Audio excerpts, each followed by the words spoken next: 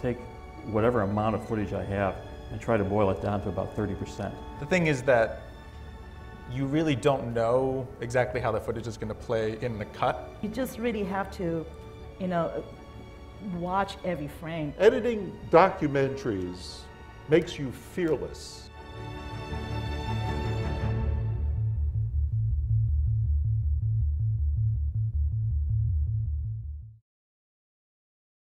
I loved working on this film. I think it's my favorite documentary.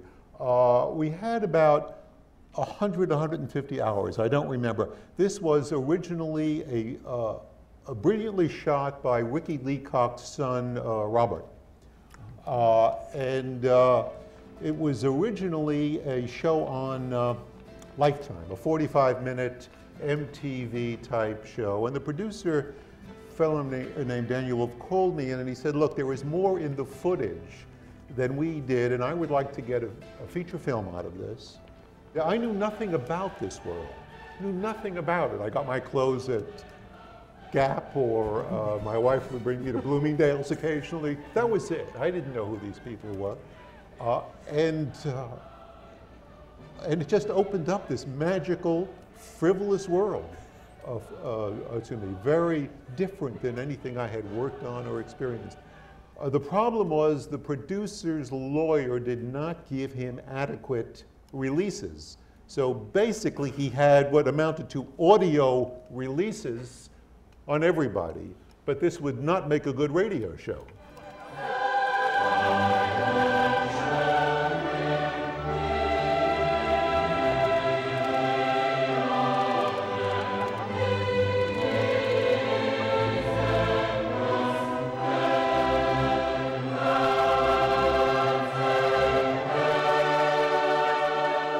But the film is never really shown. It gets a very negative review in the New York Times because Janet Maslin is offended that these models, this was a thrust of the review, are making all this money and her girlfriends from Radcliffe are not finding their assistant editor jobs at Harper's and wherever else.